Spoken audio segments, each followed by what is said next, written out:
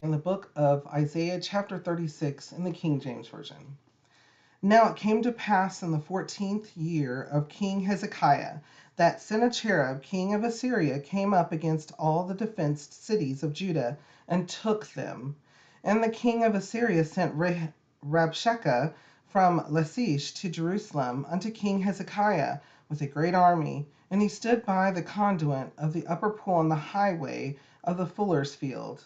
Then came forth unto him Eliakim, Hilkiah's son, which was over the house, and Shebna the scribe, and Joah Asaph's son, the recorder. And Rabshakeh said unto them, Say ye now to Hezekiah, Thus saith the great king, the king of Assyria, What confidence is this wherein thou trustest? I say, sayest thou, but they are but vain words. I have counsel and strength for war. Now on whom dost thou trust, that thou rebellest against me? Lo, thou trustest in the staff of this broken reed on Egypt, whereon if a man lean, it will go into his hand, and pierce it. So is Pharaoh king of Egypt to all that trust in him. But if thou say to me, We trust in the Lord our God, is it not he whose high places and whose altars Hezekiah hath taken away, and said to Judah and to Jerusalem, Ye shall worship before this altar? Now therefore give pledges, I pray thee, to my master the king of Assyria, and I will give thee 2,000 horses, if thou be able on thy part to set riders upon them. How then wilt thou turn away the face of one captain of the least of my master's servants, and put thy trust on Egypt for chariots and for horsemen? And am I now come up without the Lord against this land to destroy it? The Lord said unto me, Go up against this land and destroy it. Then said Eliakim and Shebna and Joah unto Rabshakeh, Speak, I pray thee, unto thy servants in the Syrian language, for we understand it, and speak not to us in the Jews' language, in the ears of the people that are on the wall. But Rabshakeh said, Hath my master sent me to thy master and to thee to speak these words? Hath he not sent me to the men that sit upon the wall, that they may eat their own dung and drink their own urine with you?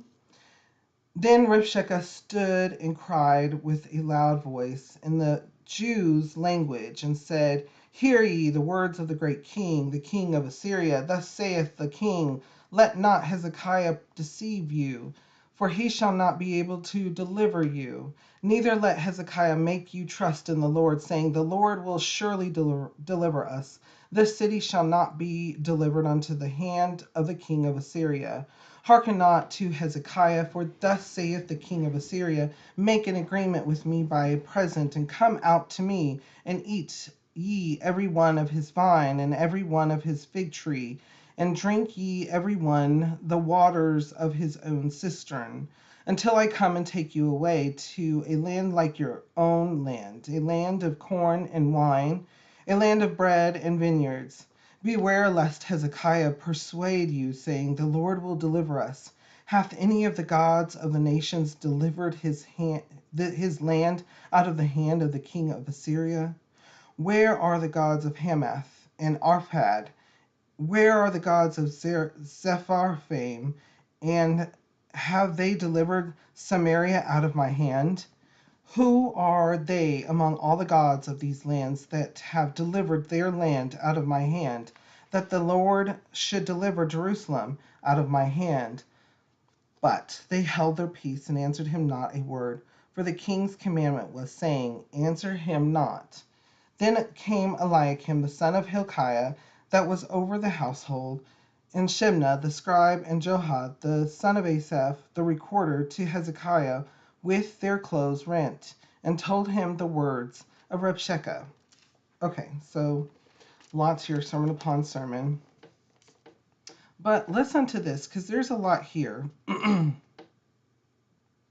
And there's some of these things that are being said And in some instances, it's to be utilized to promote fear and um, having no resolve. And so listen to these verses here, verse 4, 5, and 6. And Rabshakeh said unto them, say ye now to Hezekiah, thus saith the great king, the king of Assyria, what confidence is there wherein thou trustest?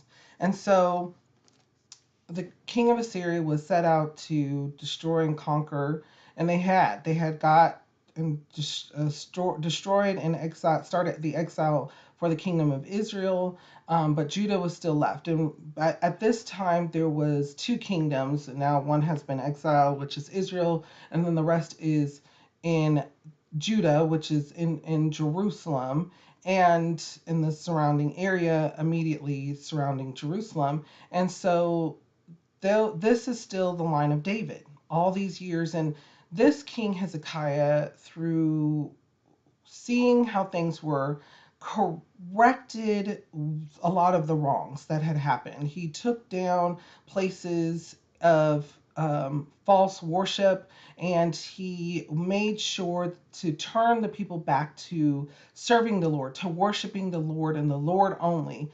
Because many times throughout this time of the kings, they have been led astray, and not only by other people, but by the kings themselves. And so and at this point, there is Hezekiah has got the people together, and they have also reestablished things that were needing to be established from the beginning.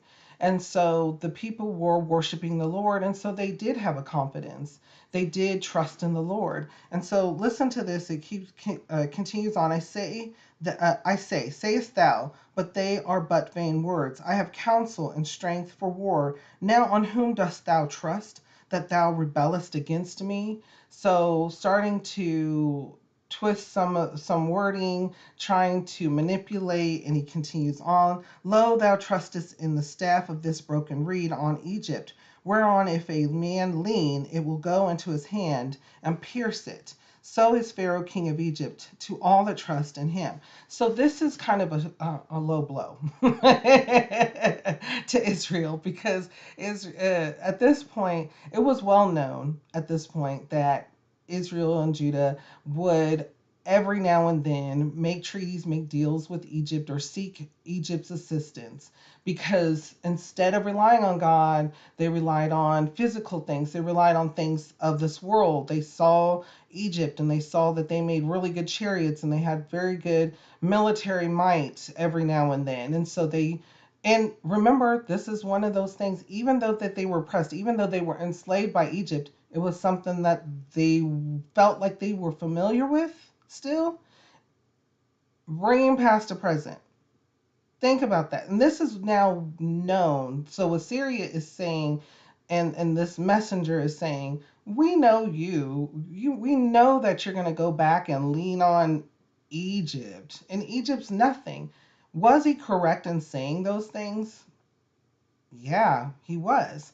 However, he was not correct on saying how Judah was and will be. And so with that, it kind of was almost like, yes, it was a low blow because it was the truth, but it was also a reminder to Israel, to the people in Judah, yeah, we have done this and it was wrong. It was incorrect. So thinking about that in our lives, we have a crutch? And I know we talked about this before in a previous Bible study. Sometimes in life, we depend on crutches. We depend on something that really necessarily we shouldn't. We shouldn't really depend on it. We tend to repeat a bad habit or go back to something that we are familiar with, because there's some form of comfortableness, even when it's bad, even when it's negative, even when it's against us, even when it destroys us.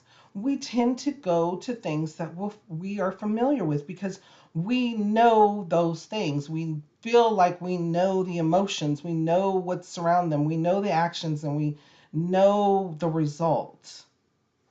Interesting. Does that Is that included in relationships? Is that included with things that we crutch on in our lives with our with own habits, with things that we may say?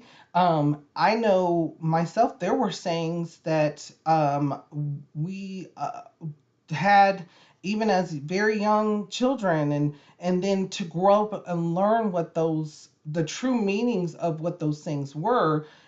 It was horrible. It was horrifying. It was like, whoa, those words, those sayings were horrible, and they had a negative meaning behind it. But as children, as kids, you just hear things commonly said, and by parents, by elders, by peers, and you think nothing of it. You think that it, whatever meaning it has, it's not really important, but only pertains to certain situations that you are around in.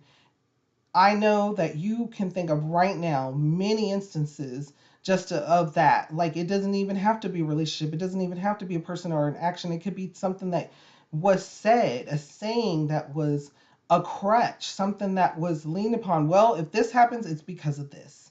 And so we have to lean on something else. We have to do something else. We have to depend on something else when the Lord tells us over and over and over again to depend on Him. And sometimes we need to be reminded. Sometimes it has to be spoken to our face. So think about those things. Before we go on, though, what kind of thoughts or feelings come to your mind? Read over this. How does it make you feel, and what does it make you think?